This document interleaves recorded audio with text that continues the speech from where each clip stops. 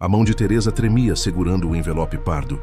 O resultado estava ali, lacrado, pesando como tijolo contra seus dedos calejados. Do outro lado da porta de vidro fosco do laboratório, Brasília ardia sob o sol de meio-dia, aquele calor seco que fazia a pele rachar, que fazia a cidade inteira parecer uma miragem tremendo no asfalto. Ela tinha usado R$ 240 do próprio salário para pagar aquele exame. R$ 240 que deveriam ter ido para a prestação do cursinho da filha mais nova, lá em Salvador.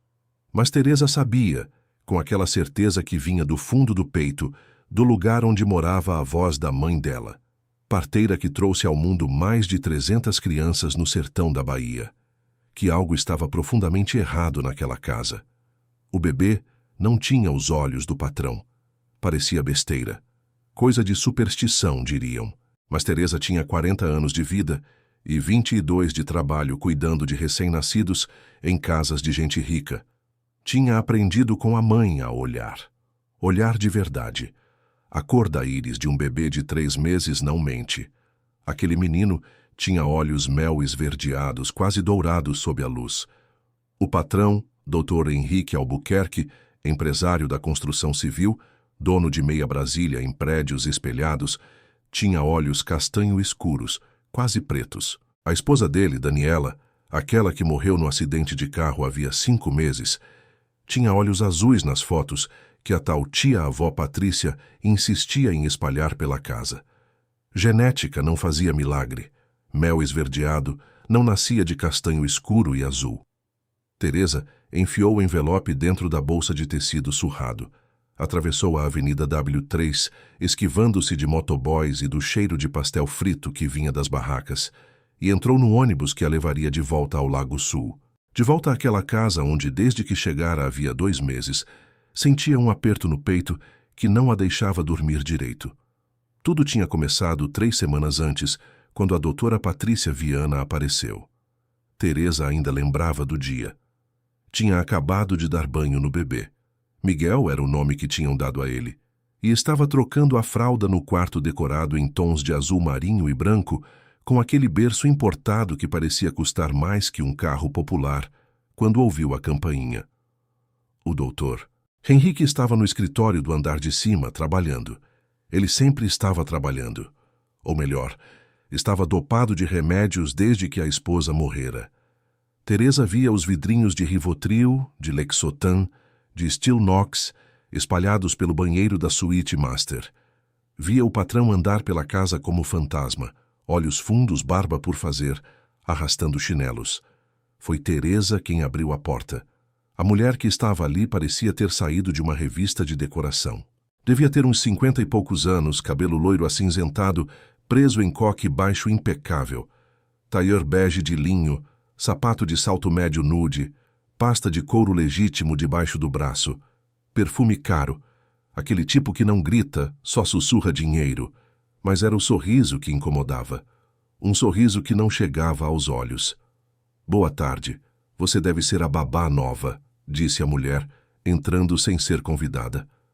Sou Patrícia Viana, advogada da família, tia-avó de Miguel por parte da Daniela. Vim ver meu sobrinho neto. Teresa franziu a testa. A senhora, o doutor Henrique, não me avisou de visita. Não precisa avisar, querida. Sou da família. O tom era doce, mas tinha aço embaixo. Henrique está em casa? Antes que Teresa pudesse responder, o patrão apareceu no topo da escada. Desceu devagar, segurando no corrimão como se o chão pudesse desaparecer sob seus pés. Patrícia? O que você está fazendo aqui? Vim ver o bebê, Henrique. Você não atende meus telefonemas. Estou preocupada. Ela subiu os 3 degraus que separavam o hall da sala, apoiou a mão no ombro dele com gesto que parecia maternal. Você não está bem. Qualquer um pode ver. Precisa de apoio. Daniela era como uma sobrinha para mim, você sabe. Esse bebê é tudo o que restou dela. Henrique passou a mão pelo rosto. Eu só preciso de tempo, Patrícia. Estou lidando como posso. Lidando? A voz da mulher subiu meio tom. Henrique, você está se medicando demais. Está desligado do mundo. E esse bebê precisa de estrutura. Precisa de família presente. Pensei que... Bem, vim propor algo. Deixa eu te ajudar. Posso ficar uns dias aqui, organizar as coisas, garantir que Miguel esteja sendo bem cuidado. Você confia nessa babá? Ela lançou um olhar rápido para Teresa, avaliando, medindo. Teresa é ótima, murmurou Henrique. Vigia o Miguel dia e noite. Dia e noite? Uma estranha? Henrique, por favor. Patrícia suspirou, teatral. Olha, eu conversei com meu advogado. Posso pedir guarda compartilhada temporária. Só até você se recuperar.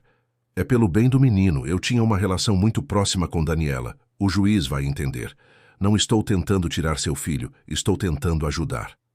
Foi nesse momento que Teresa viu. Um clarão breve nos olhos da mulher quando ela mencionou guarda compartilhada. Não era preocupação, era cálculo. Henrique, porém, estava longe demais dentro da própria dor para enxergar. Eu... Não sei, Patrícia. Preciso pensar. Pense então, mas pense rápido. Porque se algo acontecer com esse bebê enquanto você está nesse estado, vai ser você o responsabilizado. Ela apertou o ombro dele, deixou um cartão sobre o aparador da entrada e saiu, saltos clicando no mármore travertino. Teresa ficou parada, segurando Miguel contra o peito. O bebê tinha acabado de completar 3 meses. Era pequenininho ainda, cabelo castanho claro ralo, aqueles olhos mel esverdeados que pareciam enxergar longe demais para uma criança tão nova. Ele não chorava muito, era quieto, quieto demais às vezes, e isso também incomodava Teresa. Bebês saudáveis fazem barulho. Miguel parecia estar sempre esperando. Esperando o quê? Ela não sabia. Naquela noite, depois de colocar o bebê para dormir, Teresa desceu até a cozinha para preparar chá. A casa era imensa. 3 andares, 6 suítes, jardim com piscina de borda infinita que refletia as luzes de Brasília lá embaixo. Ela ocupava um quarto de empregada no térreo, ao lado da lavanderia. Pequeno, mas limpo. Tinha banheiro próprio e janela com vista para o jardim. Era mais do que ela tinha em muitos outros lugares onde trabalhou. Estava esperando a água ferver quando ouviu passos. Virou-se e viu Henrique entrar, cabelo bagunçado, camiseta amassada. Ele foi direto ao armário, pegou um copo, encheu de água. Doutor Henrique, o senhor comeu alguma coisa hoje? Ele olhou para ela como se tivesse esquecido que ela existia. Comi. Acho que comi. Não comeu. Deixei almoço pronto. Está na geladeira. Vou esquentar. Não precisa, Teresa, não estou com fome. Precisa comer. Ela já estava abrindo a geladeira, tirando o marmitex. O senhor está sumindo. Se continuar assim, não vai conseguir cuidar de Miguel. Henrique sentou-se na banqueta da ilha de mármore. Passou a mão pelo rosto. Patrícia tem razão. Eu não estou conseguindo. Acordo de manhã e esqueço que Daniela morreu. Aí lembro. E é como morrer de novo, todo dia. Teresa colocou o prato no micro-ondas. Luto não tem tempo certo, doutor Henrique. Mas tem que comer, tem que tomar banho, tem que olhar para o filho do Senhor. Eu olho para ele e vejo ela. A voz dele rachou. Vejo Daniela. Cada traço. É insuportável. Teresa ficou em silêncio. Não era hora de dizer o que estava pensando, que Miguel não tinha traço nenhum de Daniela, que aqueles olhos mel esverdeados não estavam nas fotos de nenhum dos dois. Ela tirou o prato do micro-ondas, colocou na frente dele com garfo e guardanapo. Come, nem que seja 3 garfadas por ele. Henrique pegou o garfo, comeu mecanicamente sem saborear. 3 garfadas viraram 5, depois o prato inteiro. Teresa lavou a louça enquanto ele comia, secou, guardou.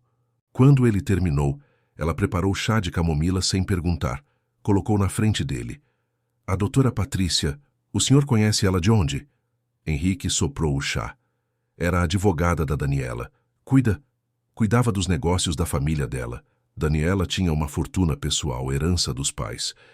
Patrícia administrava tudo. Depois que a gente casou, ela continuou sendo advogada da Daniela, mas eu nunca gostei muito dela. Sempre achei que ela influenciava demais. Daniela fazia tudo o que Patrícia sugeria. E ela é realmente tia-avó? É o que ela diz. Daniela mencionava uma tia Patrícia, mas nunca vi foto dela em reunião de família, sabe? Sempre foi meio distante. Apareceu mais depois que Daniela engravidou. Ele tomou um gole de chá.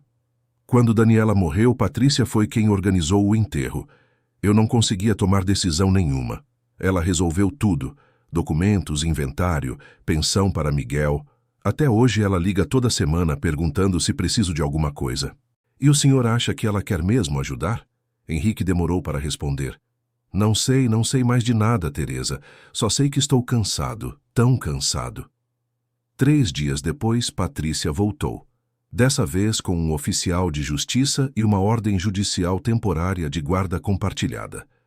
Henrique, dopado de remédios e exausto, assinou. Patrícia teria direito a ficar com Miguel 3 dias por semana em sua própria residência, um apartamento funcional no setor de embaixadas. Só até você se recuperar, ela repetiu com aquele sorriso que não chegava aos olhos. É pelo bem do menino. Teresa, parada na escada com o bebê no colo, sentiu o estômago desabar. Não podia fazer nada. Era funcionária, não era da família, não tinha voz. Na primeira vez que Patrícia levou Miguel, Teresa preparou a bolsa dele com cuidado obsessivo. 3 mudas de roupa, fraldas extras, pomada para assadura, leite em pó. Miguel não mamava no peito porque Daniela havia morrido. Naninha, que ele gostava de segurar. Termômetro. Remédio para a cólica. Escreveu uma lista de horários. Banho, soneca, mamadeira. Entregou tudo para Patrícia. A mulher olhou para a bolsa, para a lista e sorriu. Você é bem cuidadosa mesmo. Daniela teria gostado de você. A senhora conhecia bem a Daniela? Muito bem, desde que ela era criança. Praticamente a criei depois que os pais dela morreram. Patrícia ajeitou Miguel no bebê conforto. Ela era especial. Merecia coisa melhor do que aconteceu. O acidente? Terrível. Carro capotou na saída do eixão. Batida frontal com caminhão. Ela estava voltando de uma consulta médica. Patrícia fechou o cinto do bebê conforto com gesto eficiente. 6 meses de gestação. Os médicos conseguiram salvar o bebê. Daniela não teve a mesma sorte. Teresa franziu a testa. 6 meses de gestação? Mas Miguel nasceu de 9 meses. Nasceu prematuro. Ficou 2 meses na UTI neonatal. Henrique quase enlouqueceu. Perdeu a esposa. O filho estava entre a vida e a morte. Patrícia balançou a cabeça. Quando Miguel finalmente teve alta, Henrique estava, como você vê agora, destruído. Foi quando eu sugeri contratar uma babá. Você é a terceira, sabia? Terceira? As outras 2 não duraram 1 mês. Henrique estava impossível. Controlador, paranoico. Achava que todo mundo ia machucar o bebê. Você é a primeira que aguentou mais de 6 semanas. Patrícia pegou a bolsa. Por isso confio em você. Vai cuidar bem dele nos dias que ele estiver comigo, não vai? Eu vou junto? Não, querida, você fica aqui. Cuida da casa, cuida do Henrique. 3 dias é tempo suficiente para você descansar também. Aposto que não tem uma folga decente desde que chegou. E foi embora. Levou Miguel. Teresa ficou parada na porta, vendo o carro importado descer a rua arborizada, sumir na curva. Os 3 dias foram os mais longos da vida dela. Henrique piorou. Sem o bebê na casa, ele não saía do quarto. Não comia. Teresa subia com bandejas que voltavam intocadas. Ela ouvia ele chorando atrás da porta trancada. No segundo dia, ela bateu forte, insistiu até ele abrir. Estava sentado no chão do closet, segurando um vestido de Daniela contra o peito, olhos vermelhos, barba de 4 dias. Doutor Henrique, o senhor precisa de ajuda. Ajuda de verdade. Psiquiatra. Não só remédio. Eu tenho psiquiatra. Então o remédio está errado, porque está piorando. Ele olhou para ela, e pela primeira vez em semanas parecia realmente presente. Você acha que sou louco? Acho que o senhor está sofrendo, e sofrimento não tratado vira doença. Patrícia diz que eu preciso aceitar, que Daniela se foi e não volta, que tenho que seguir em frente por Miguel. E o senhor concorda? Não sei. Não consigo pensar direito. Os remédios deixam tudo embaçado. Então para de tomar. Não consigo. Se paro, a dor é grande demais. Teresa se agachou na frente dele. Doutor Henrique, me olha aqui. A dor tem que doer para passar. O senhor está empurrando ela para baixo com remédio, mas ela continua lá. Vai continuar até o senhor olhar de frente. Ela estendeu a mão. Levanta. Vai tomar banho, vai fazer a barba, vai comer uma comida decente, e amanhã, quando Miguel voltar, vai pegar ele no colo e vai olhar de verdade, não para Daniela, para ele, para o filho do Senhor. Henrique segurou a mão dela. Levantou. Não disse nada. Mas tomou banho, fez a barba. Desceu, comeu 2 pratos de comida que Teresa preparou. Naquela noite, dormiu sem remédio pela primeira vez em meses. No terceiro dia, Patrícia trouxe Miguel de volta. O bebê estava diferente, mais quieto. Tinha uma marca roxa pequenininha no braço, perto do pulso. Teresa viu quando tirou a roupinha para dar banho. O que foi isso? Ela chamou Patrícia, que estava na sala conversando com Henrique. A mulher subiu, olhou. Ah, isso. Ele derrubou a mamadeira e eu segurei o braço para pegar. Deve ter apertado sem querer. Pele de bebê marca fácil, você sabe. Teresa sabia. Sabia também que aquilo não era marca de segurar braço, era marca de dedo adulto apertando, forte. Mas não disse nada. Ainda. Patrícia passou a levar Miguel 3 dias por semana religiosamente. E sempre, o bebê voltava diferente, mais quieto, com pequenas marcas, uma assadura forte, um arranhão no rosto. Ele se arranha, dizia Patrícia. Precisa cortar as unhas. Teresa cortava as unhas do bebê toda semana. Estavam sempre curtas. Foi na 4ª semana que Teresa decidiu agir. Esperou Patrícia ir embora com Miguel numa sexta-feira. Pegou o ônibus, foi até o cartório do centro de Brasília, pediu certidão de nascimento pública de Miguel Albuquerque. Custou R$ 23. Voltou para casa, sentou na cama do quartinho dela e leu. Nome da mãe, Daniela Fonseca Albuquerque. Nome do pai, Henrique Martins Albuquerque. Data de nascimento, 14 de março, local de nascimento. Hospital Santa Lúcia, Brasília DF. Peso ao nascer, 2.850. Comprimento, 48 Symphony. Teresa pegou o celular, abriu o navegador, procurou. Daniela Fonseca Albuquerque, acidente de carro Brasília. Achou a notícia. Leu 3 vezes. Empresária Daniela Fonseca. Albuquerque, de 31 anos, morreu na noite desta terça-feira, dia 10 de setembro, após colisão frontal no eixo monumental. Daniela, que estava no 6º mês de gestação, não resistiu aos ferimentos. Equipe médica conseguiu realizar cesárea de emergência e salvar o bebê, que permanece internado na UTI neonatal. Teresa olhou para a certidão de nascimento de novo. Data de nascimento, 14 de março. Contou nos dedos. Setembro, outubro, novembro, dezembro, janeiro, fevereiro, março. 7 meses. O bebê tinha nascido 7 meses depois do acidente. Não 5 meses. Como seria se tivesse sido cesárea de emergência no dia do acidente. 2 meses de diferença. Teresa sentiu o sangue gelar. Levantou, foi até o escritório do Dr. Henrique e bateu. Ele estava trabalhando pela primeira vez em meses, realmente concentrado em planilhas na tela do computador. Dr. Henrique, posso fazer uma pergunta? Claro, Teresa. O Miguel nasceu prematuro, é? Sim, muito prematuro. Ficou quase 3 meses na UTI. E o senhor viu ele nascer? Henrique parou de digitar. Virou-se na cadeira. Não, eu estava no IML, reconhecendo o corpo da Daniela. Quando terminei, fui direto para o hospital onde tinham levado o bebê. Ele já estava entubado na incubadora. Pequeno demais. Os médicos disseram que tinha 20% de chance. E alguém fez exame de DNA. O rosto dele mudou. Por que eu faria exame de DNA do meu próprio filho? Teresa respirou fundo. Porque eu acho que ele não é seu filho, Dr. Henrique. Silêncio. Henrique levantou devagar. O que você disse? Eu olho para bebê há 22 anos. Sei ver. Miguel não tem traço seu. Não tem traço da Daniela das fotos que tem nessa casa. E tem mais. Ela colocou a certidão de nascimento em cima da mesa. A Daniela morreu em setembro. Miguel nasceu em março. 7 meses depois. Prematuro. Ele nasceu prematuro. Bebê de 6 meses que nasce prematuro não pesa 2,8 kg, Dr. Henrique. Não mede 48 centímetros. Esses são números de bebê de termo completo, de 9 meses.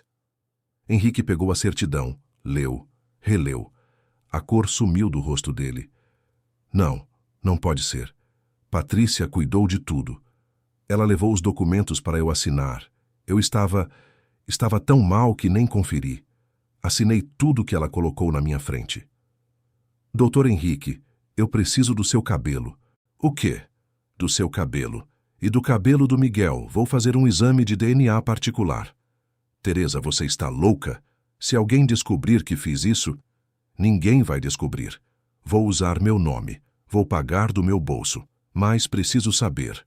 O senhor não precisa saber? Ela olhou fundo nos olhos dele. O senhor não acha estranho que a Patrícia apareceu só depois que a Daniela engravidou? Não acha estranho que ela conseguiu guarda compartilhada tão rápido? Não acha estranho que Miguel volta diferente toda vez que fica com ela?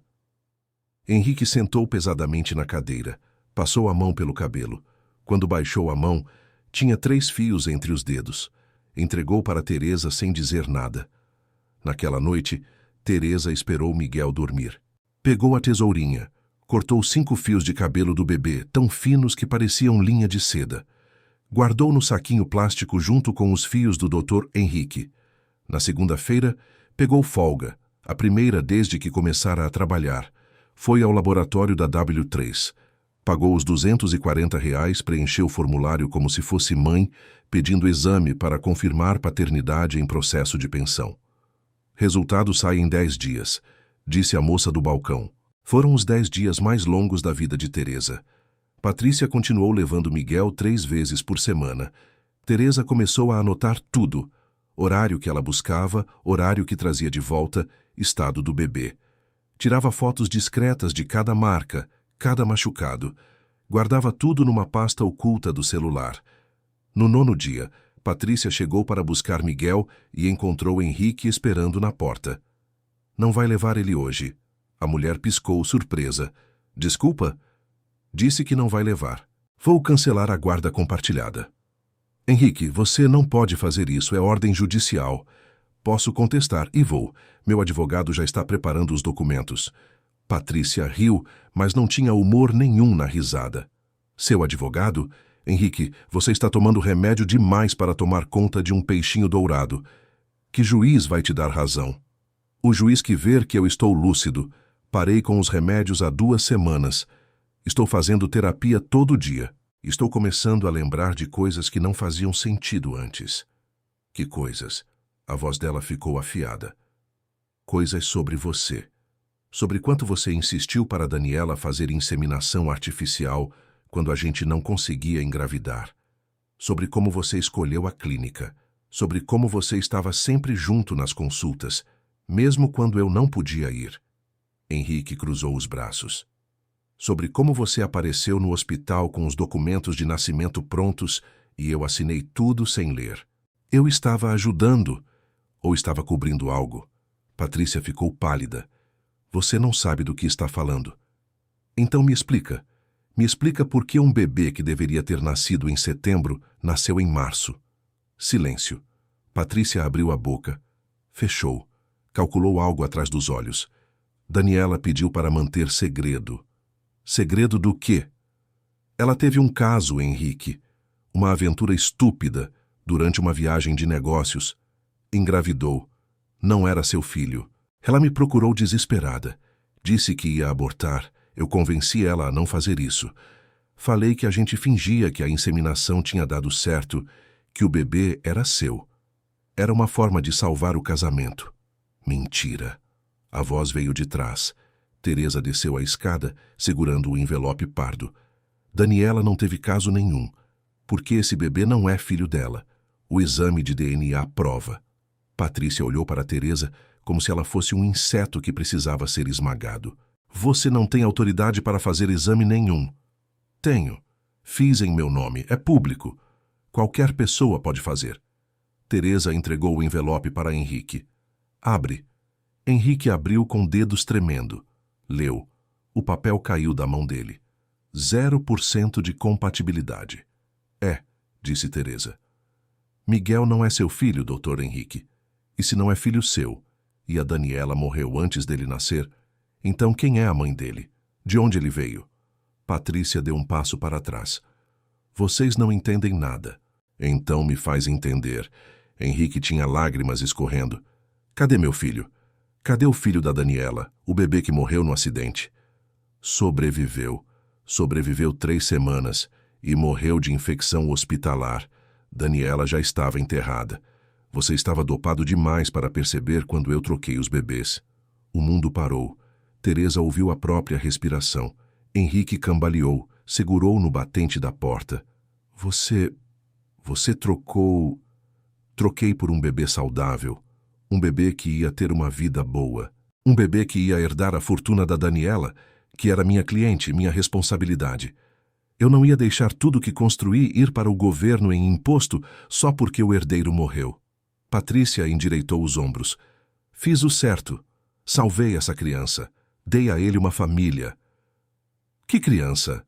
De onde você tirou ele? Patrícia não respondeu. Só olhou para a porta, calculando. De onde? Henrique gritou. De uma garota idiota, uma estagiária da sua empresa, que acreditou quando você disse que amava ela. Silêncio. Que garota? A voz de Henrique estava quebrada. Larissa Santos, a recepcionista do 3º andar, aquela que você demitiu quando descobriu que ela estava grávida, aquela que você mandou sumir. Eu não mandei ninguém sumir, eu nem sabia. Sabia sim. Ela te procurou, te contou. Você ofereceu dinheiro para ela abortar. Ela recusou. Então, você a demitiu e apagou todos os registros dela da empresa. Patrícia sorriu, cruel. Mas ela me procurou, porque sabia que eu era advogada. Queria processar você. E eu vi uma oportunidade. Que oportunidade? Uma mãe jovem, sozinha, sem dinheiro. Um bebê para substituir o herdeiro que morreu. Uma fortuna para administrar. Tudo o que eu precisava era convencer a garota que seria melhor para o bebê dela ter uma família rica do que uma mãe solteira miserável. Teresa sentiu náusea subir pela garganta. A senhora comprou o bebê. Eu dei a ele uma chance. Patrícia falava como se estivesse explicando matemática simples. Lafraude tijolo por tijolo, ano a ano, convencida de que era mais inteligente do que todo mundo ao redor. Não era.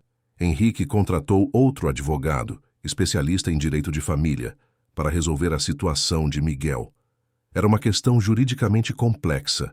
A criança tinha registro em nome de pai, que não era biológico, e mãe que havia morrido. A mãe biológica era viva. Havia assinado documentos de entrega sob coerção econômica comprovada.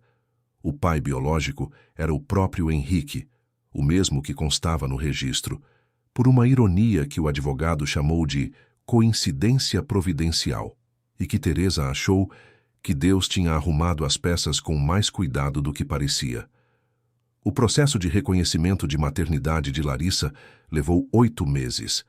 Ela se mudou para Brasília no 2º mês. Henrique pagou o aluguel de um apartamento de 2 quartos no sudoeste, não muito longe. Larissa começou a faculdade de Direito. Ela tinha trancado no 2º período quando engravidou.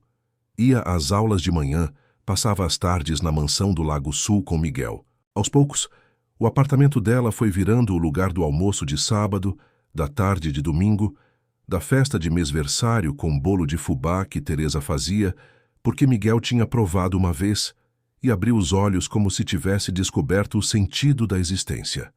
Henrique e Larissa não namoraram. Teresa observou isso com atenção e concluiu que era a decisão certa para os dois. Havia entre eles uma história complicada que precisava de tempo para virar coisa mais limpa. Havia respeito. Havia o filho em comum. Por enquanto era suficiente.